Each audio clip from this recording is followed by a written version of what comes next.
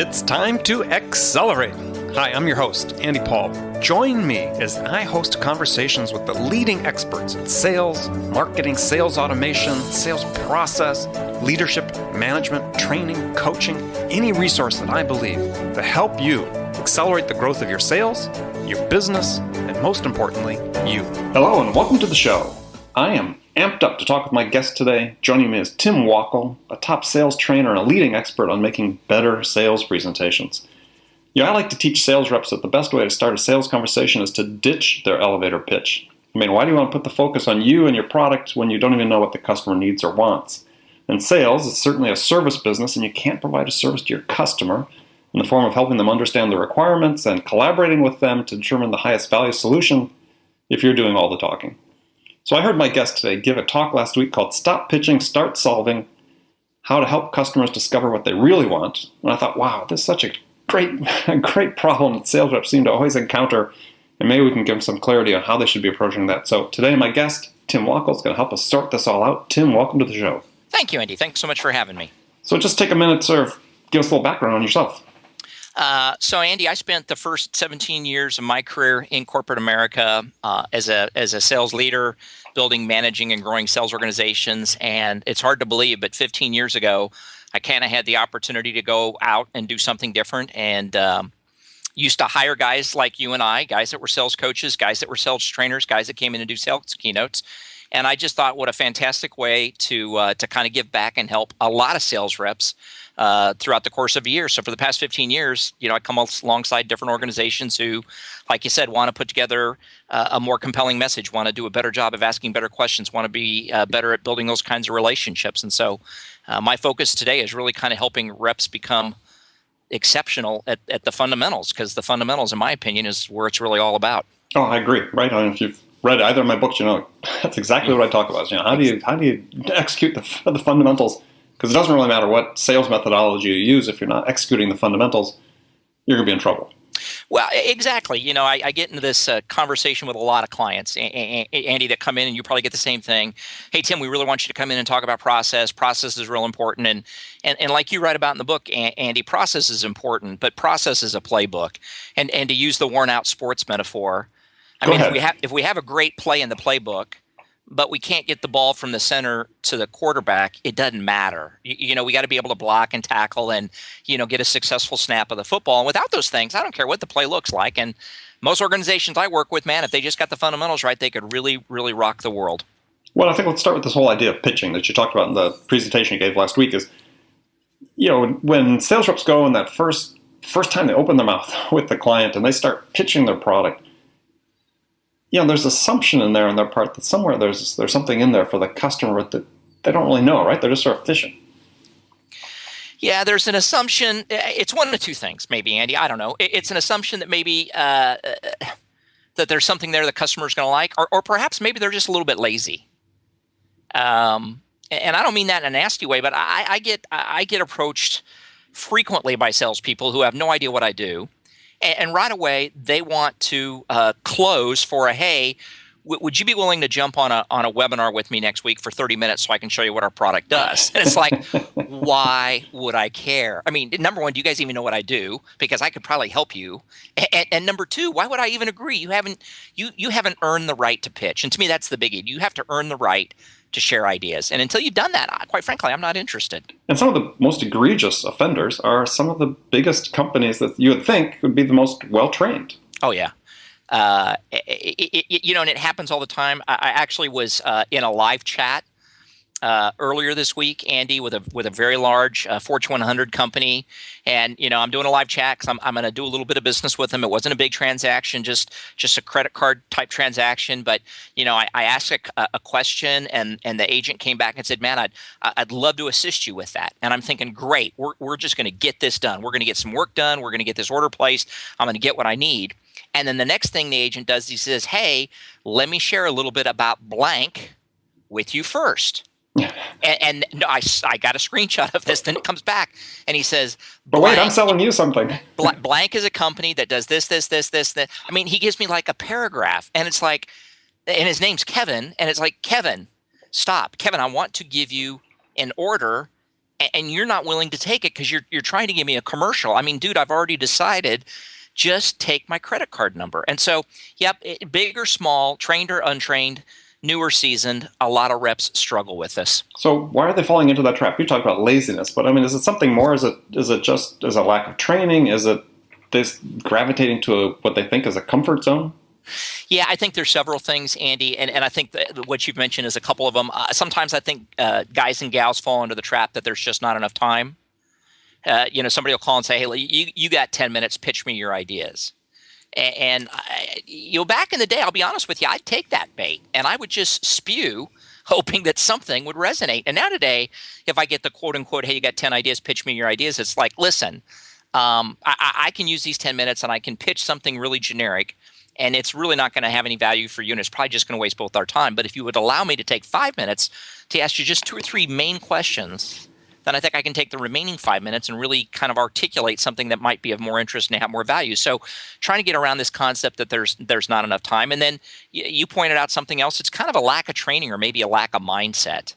2 of the questions I love to ask reps is, number one, how much time do you spend planning and preparing for each and every sales conversation? And the answer is little or not enough, because in Right. today's world, we got a lot of people that are still just preaching connects. Just make them dial, smile and dial, baby. And it's like, I thought that was behind us, but okay, so you're not spending enough time planning.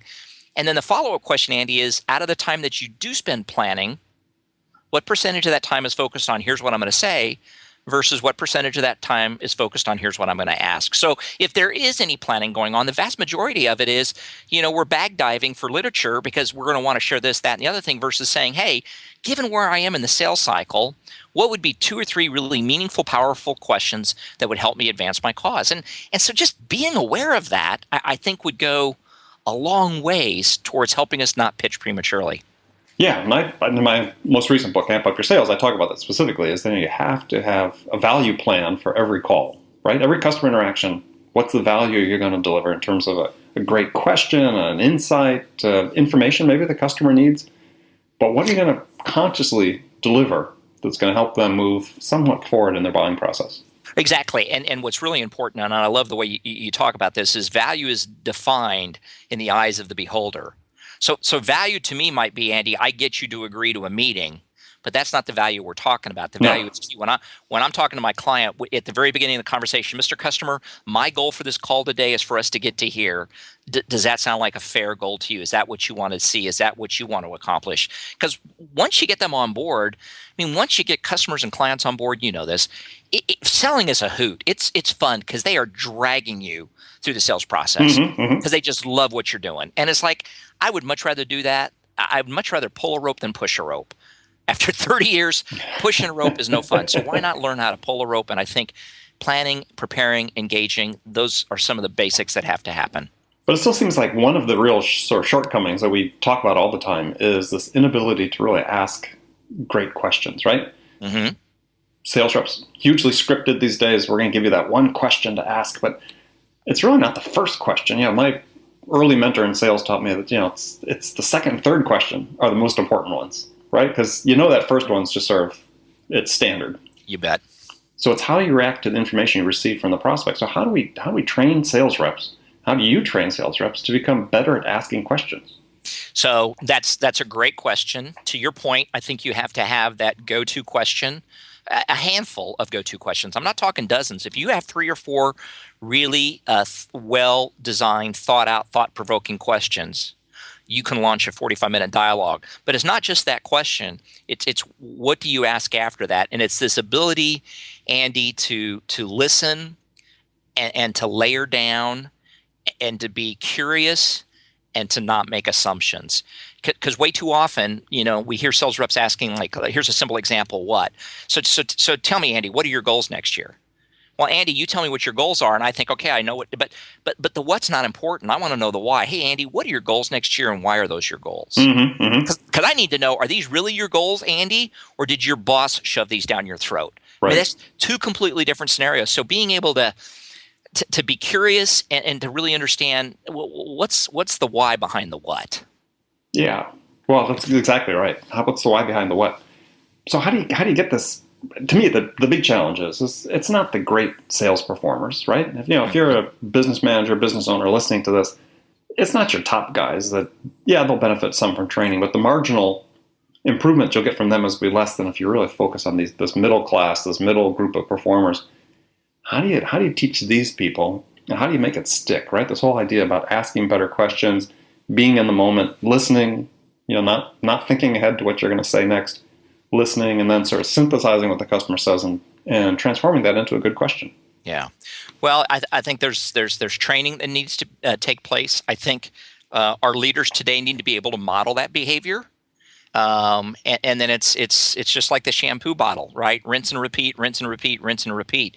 You don't get better overnight. You get better night by night or something like that. I mean, the bottom line is you just don't wake up. You don't buy a book on questioning and wake up and go, okay, I'm really great. Because there's tons of great books on nothing but asking great sales questions. Exactly. But I think I might have said this during the program that you participated in, Andy. Here's the deal. Your goal with questions is to disturb and to enlighten.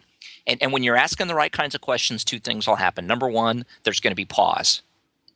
Because when you ask questions that everybody else is asking, man, they're going to fire back the response because you're not treading new ground.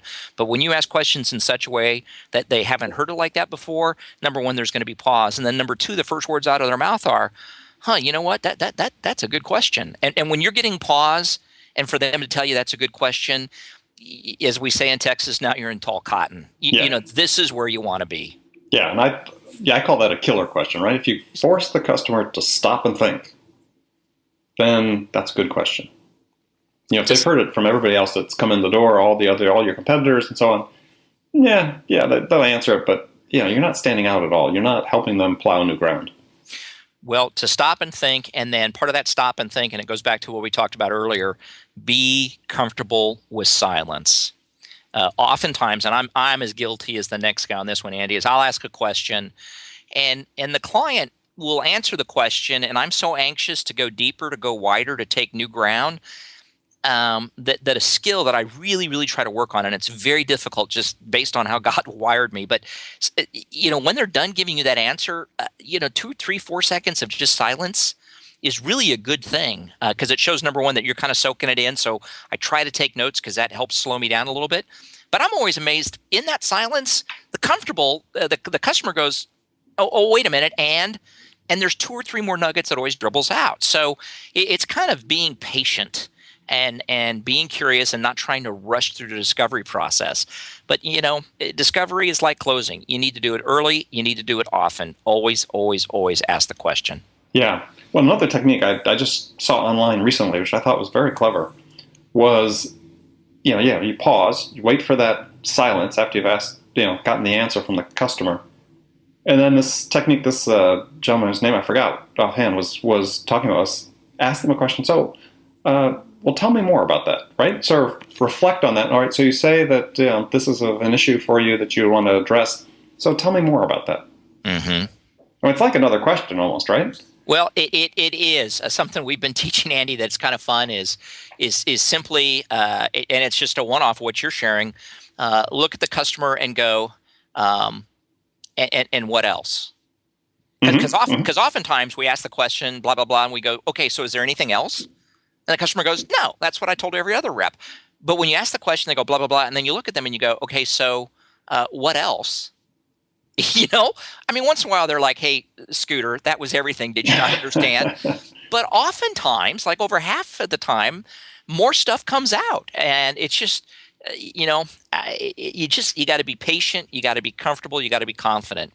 Yeah, it's sort of almost a variation on the why question, right? Exactly. It's just another way of saying it, maybe a little more refined. Tell me more, or, what else? Yeah. Yeah, I like that because it, again, forces them to go back because they never give you everything in the first response.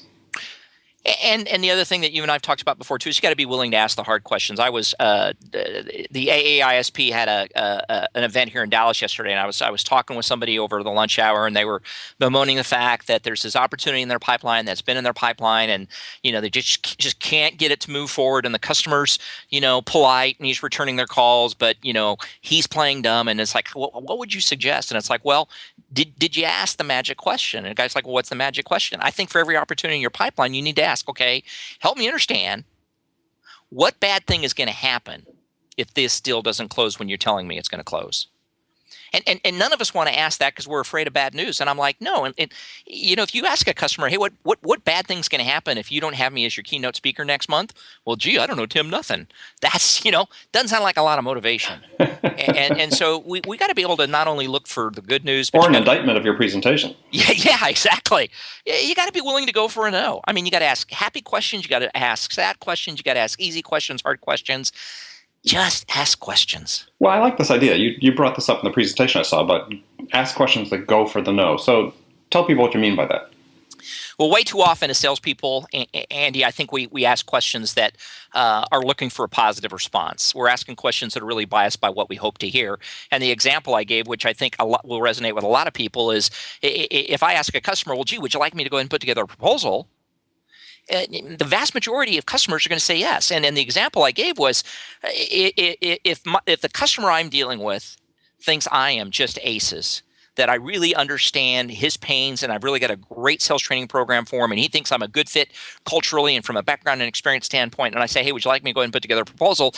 He's going to say yes because he truly does want a proposal. If, on the other hand, I'm calling on a customer who thinks I'm a complete knucklehead, I was late for the call. I'm not very well prepared. I'm talking too much, like we've just talked. I'm not asking him questions.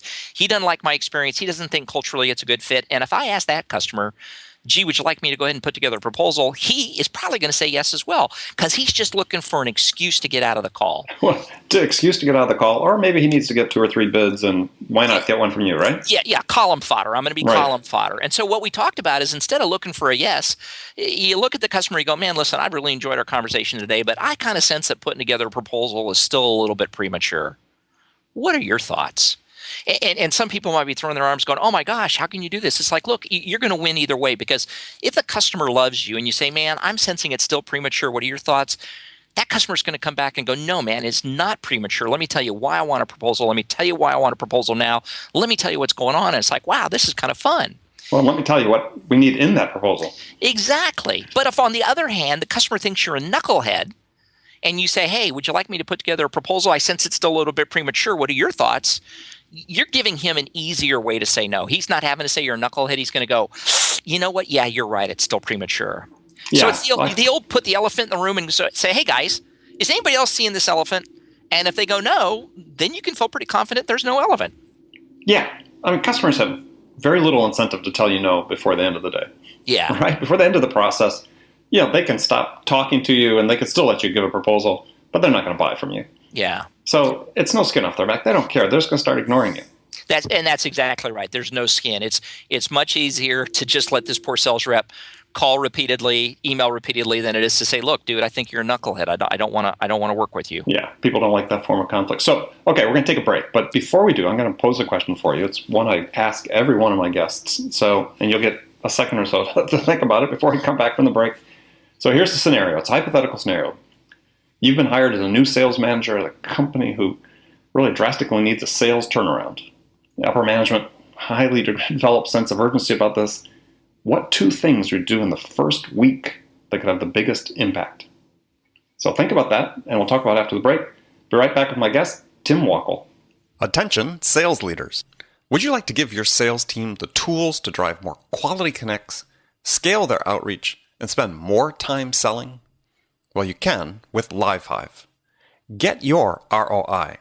Try it now at livehive.com/ROI. That's LiveHive, LiveHive.com/ROI. Welcome back. My guest today is Tim Wackel. So Tim, gave you a hypothetical scenario right before the break. New sales manager, need to do a sales turnaround. What 2 things could you do in the first week that would have the biggest impact? That is a really good question. I guess that's why I'm not a sales manager anymore, Andy. This is where the rubber hits the road. I think this is a fantastic question. If I got to come in and turn things around, and obviously there will be a lot more than 2 things to do, but the 2 things I would probably focus on first, i.e. in that first week, is I think if we're going to be successful at making numbers from a skills standpoint, and I speak the language of skills, number one, I want to make sure everybody inside that organization has a compelling message. And I'm not saying everybody's compelling message needs to be the same. My experience is when you ask most reps today, hey, tell me a little bit about what you guys do.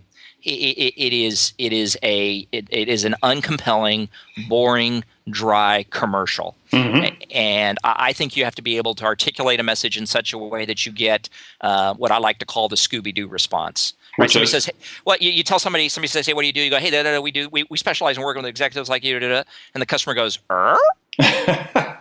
and that's that sign that you've kind of earned the right to go a little bit more. So number one, good sound effect. Thank you. I think I haven't done that in a while. I think you need to have a compelling message. And again, it's not one size fits all. There's not a magic recipe, but there are proven formulas for having a more compelling message. So that's the first thing, is working on, let's get our compelling message put together.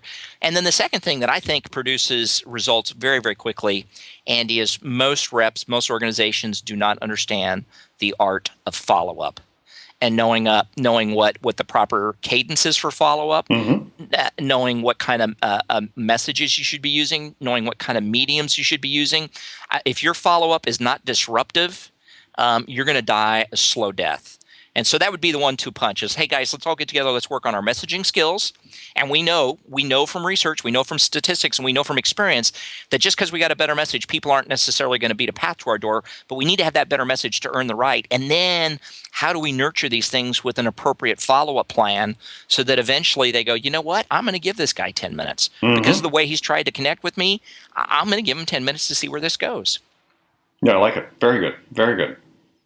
All right, so I want to jump into something that I heard you talk about last week, and this is sort of a passion project of mine, is you have this 30-20-10 rule for sales reps. Yeah. And this sort of gets into the whole issue of professional development for sales reps. And I know this is an important topic for you. It is for me. So tell people what your 30-20-10 rule is. So I just believe that I'll speak in first person, that early on in my career, I blamed my lack of success on a lot of different things. So it was the wrong products. It was the competition. I had the bad territory. I had a crappy manager.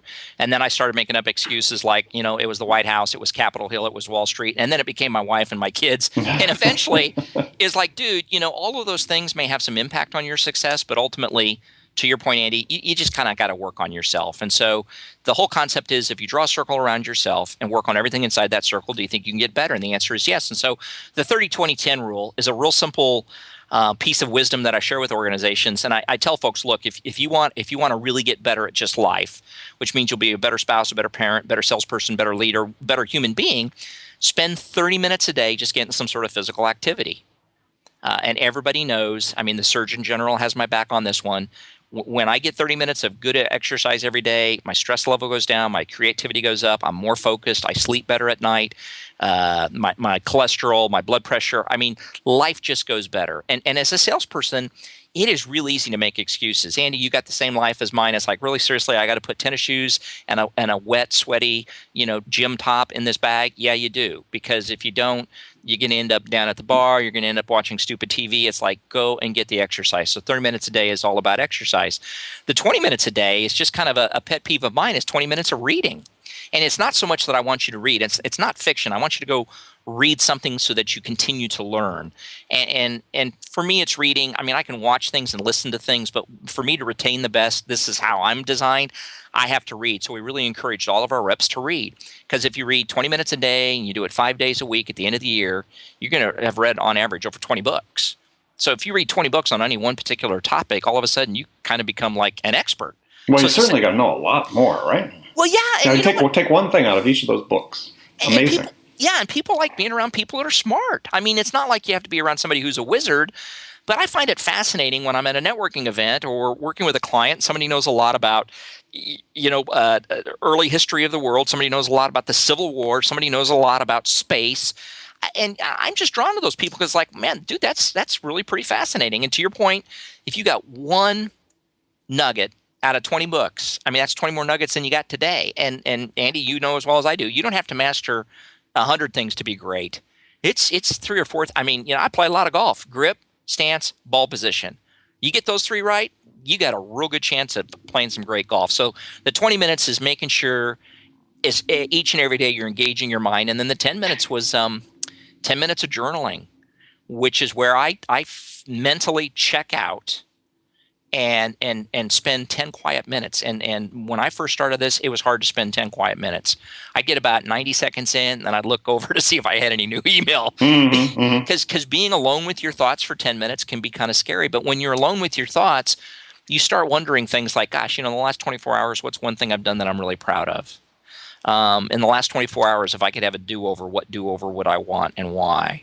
Today, in the next 24 hours, what's the number one thing I really want to accomplish? Because when we don't think about those things, it's really easy to get caught up in, or for me anyway, hey, I'll pick up the dry cleaning, I'm going to get some milk, I'll walk the dog, and then that book proposal or that new module for a client doesn't get done because we're just letting it slip and slip and slip. So the journaling kind of keeps me accountable to me. Yeah, I like it. Actually, I want to focus on the 2010 part for a second, because I think that's to me, the power of that is really amazing, right? If a sales rep, sales manager, business owner, whatever, to spend 20 minutes a day reading a book about their subject matter, their field of endeavor. Yeah, think about it. Anybody that reads 20 books about anything in a certain area is going to know so much more, right? They're going to be given ammunition they can use to integrate into their daily workflow, test new things, new theories, just become smarter, more practical in what they do. So I guess the question I'd have is we always seem to ask sales reps to do this outside work, right? Do it on their own. But have you seen any companies that institutionalize this, that say, okay, we're going to set aside 20 minutes a day for our sales reps to read. And we're going to do it during business hours, because this is important. Because this, I could spend $50,000 to bring a sales trainer in, or I can spend a couple grand to buy 20 books for every sales rep and, give them time to read it. Yeah. I have not seen a company do this, Andy. When I was running sales teams, this is something we really encourage guys and gals to do. And so, if on, Mondays were usually office days. So if Monday all of a sudden you went to the locker room and you changed and went for a run, I didn't care. As a matter of fact, well, I shouldn't say I cared, because it's like, hey, this person is getting away from the bullpen for 30 minutes, 45 minutes just to go for a walk, go for a run. But you do not see organizations reinforce this. And I don't know, maybe part of it is because, like you said, the 20 and 10 are tough. I mean, when you're in a sales environment, or most of the sales environments I've been in are so loud and there's so much activity going on that to really get quiet with your thoughts could be a challenge. And reading, to me, I need a quiet space. So the reading and the 2010 for me have to happen first thing in the morning. So I'm down in the office usually between 5 and 5:30. It's quiet. I open up the windows, nice cool breeze this time of the year. Because if I tried, in all honesty, Andy, if I tried to do the 2010 right now in the middle of the day, I would fail, because I'm already going 100 miles an hour. That's almost like recess for kindergartners, right? It is. I mean, it's a great. It would be a great thing to do during the day. I mean, again, think of the trade-off. Yeah. If you're a manager, it's like, I'm going to spend this money to bring these outsiders in to do a 1 or 2 day training that they're going to forget 90% of within 30 days. Yep. Or we can just have this program where we spend 20 minutes a day, because we all know that in every salesperson's day, there's 20 minutes of time. They're not doing anything. Oh, exactly. That would be perfect for this. Well, and the brilliant part about your hypothesis here is that if even if people are reading the same book and they're reading the exact same amount in 20 minutes, everybody is going to take something different out of that 20 minutes. And that's what's great, is that, one person is going to say, hey, this idea, this thought, this concept really resonated with me. A little voice inside my head said, I need to do this. And somebody across the aisle is going to go, no. It was this idea, this concept, this thought. And that's, to me, that's what makes learning kind of viral, is you can't tell people go do this. You really want people to tell themselves, hey, this is cool. I want to check this out. I want to go experiment with this. I want to see what kind of results I can generate using this new idea. So I can't argue with you. Okay. Well, good. Well, you can, but it's my show. So, but yeah, go ahead. So, all right, we're going to move into the last segment of the show. I've got some rapid fire questions for you. You can give me one-word answers, or you can elaborate as you wish. So totally up to you. Okay, you ready? You bet. So what's the most powerful sales tool in your arsenal? Ability to ask questions. Name the one tool you use for managing your sales that you can't live without. Excel. I love that. It's funny how many people say that and then sort of say apologetically, I'm sorry, it's Excel. I'm old school, brother. It works. It works, that's right. And you use it, which is more important. Yeah, exactly. So who's your sales role model? I had two. One guy by the name of Henry Potts, who was an early sales manager of mine at HP, and one guy by the name of Jerry Acuff, who I've had the pleasure of being able to get to know a little bit better over the last 12 years. And those two guys, I think, are two of the rock stars that I've tried to learn and model myself from. Excellent. So what's the one book every salesperson should read? Oh, I think your books are outstanding. Oh, well, thank you. And I would, Andy. I mean, I'm not trying to plug you. I think that's why you and I met, and there was an immediate chemistry. I think your thoughts and ideas and the way you go about it, it's just it is what it is. And so, and the good news is, what I tell people, look, you buy a book you don't like, it's not resonating with you, that's okay. Give it away. Go buy a new one. I mean, Amazon is our gift. You can have It is. I mean, there's thousands and thousands of books. I've got probably 500 sales books on my shelf here. And out of the 500, there's probably 80% of them that I really liked and read to completion. And there's probably 20% that I thought this is total crap, but I'll keep it on my bookshelf anyway because it looks interesting. Yeah, well, I've got those on my Kindle, or my iPad actually. But yeah, I probably got the same 500. Well, thanks for the plug. That's nice. I mean, for people who don't know, Zero Time Selling and Amp Up Your Sales. Go to AmazonAndyPaul.com. All right, tough question. This is maybe the hardest one of the day. So what's your favorite music to listen to pump yourself up for an important meeting or sales call? Smooth jazz. Okay. You can't make that stuff up, Andy. No, I don't want to get pumped up. I want to be I have a tendency to go over the top. So I don't need to be Jack Nicholson in A Few Good Men. You do tend to talk a little rapidly, right? So you could talk even faster. I don't want to go Colonel Jessup on somebody. So I like to listen just really like some smooth jazz or some classical jazz, something with no voice when I'm trying to say no lyrics. I just like acoustical jazz. And I don't know if it pumps me up, but it kind of calms me down. And I think, hey, if I do this right, I can afford a trip to my local pub to enjoy some jazz and a nice scotch.